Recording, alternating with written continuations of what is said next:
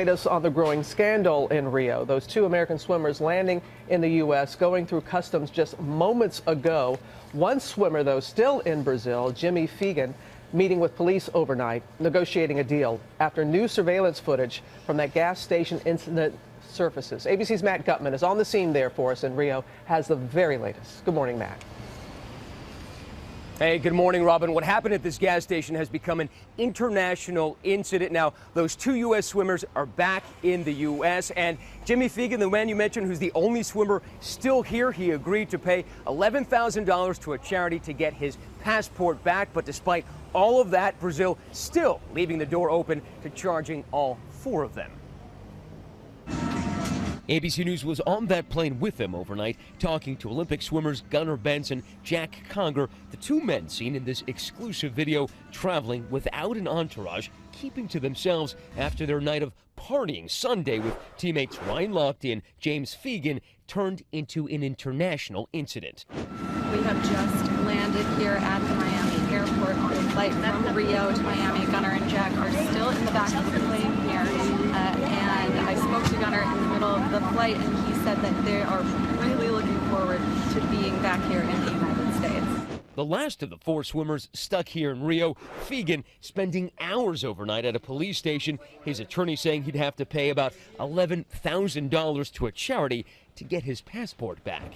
This as new videos are coloring in some details of what happened that night. Lochte had said robbers had held him and his teammates up at gunpoint. But Brazilian police saying the men weren't victims, they were vandals, destroying this gas station bathroom. After leaving Club France at 5:47 a.m., cameras capture the group walking around that gas station around 6 a.m. Watch as one pulls a sign off the wall. Lochte, seen here, stumbles out of the bathroom. Police say the swimmers kicked down the door, then vandalized the bathroom inside. Then those four swimmers continue down here back towards their taxi, and at this point, they allegedly ripped a poster off the wall before being confronted by those security guards. After the men get into their taxi, one of the men police say was a security guard confronts them. They get out of the car. The tape then cuts out for a 3-minute chunk. You next see the four swimmers sitting on a curb with their hands up. Lochte here in the middle, standing to get something out of his pocket. Police say a security officer detained them at gunpoint until they paid about $50 for damages. But sources who spoke to all four swimmers overnight tell ABC News they were actually forced to hand over $400. And overnight, Lochte's attorney telling ABC News no matter what happened at the gas station, the swimmers were robbed.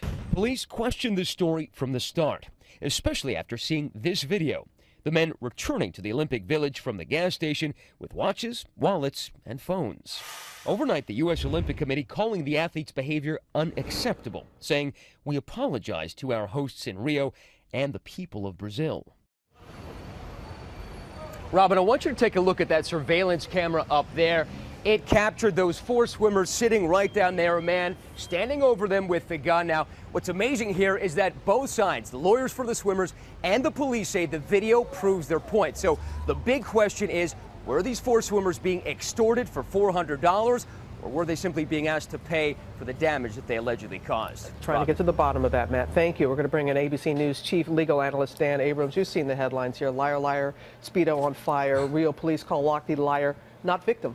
Well, look, there's no question in my mind that he lied, right? When he initially said publicly, we were pulled over in this taxi and then a gun put to my head by these people pretending that they were police officers. That's not what happened, right?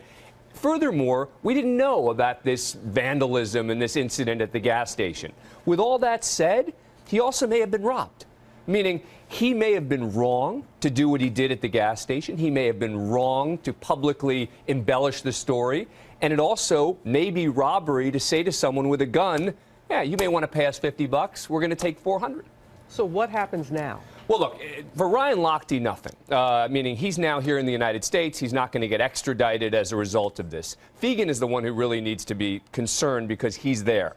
He's the one trying to negotiate a deal right now because if he were to get indicted for either filing a false police claim or for vandalism, etc., it's the last thing he'd want, right? I mean, regardless of what the sentence would be, up to 6 months potentially for filing a false police claim, additional for vandalism. as a practical matter, what the Brazilians want is their reputation back. Sure they do. You know, they don't need Feigen behind bars. They want to be able to say to the world, we did what we promised. We kept Rio safe. And if they can be able to say that in good faith, I think that this will all be worked out in some way or another. And the American authorities, you know, weighing in and saying this is and unacceptable behavior. I think that's very helpful, actually, in resolving this. Because, again, it says to the Brazilian authorities, we get it. We get it. This isn't what it initially seemed to the world. Yeah, and there was a firestorm on social media. I had to tell you this. They're referring to them as kids. They're not kids. These are grown men. Ryan Lochte is 32 years old. Yeah. So the saga continues. Yeah.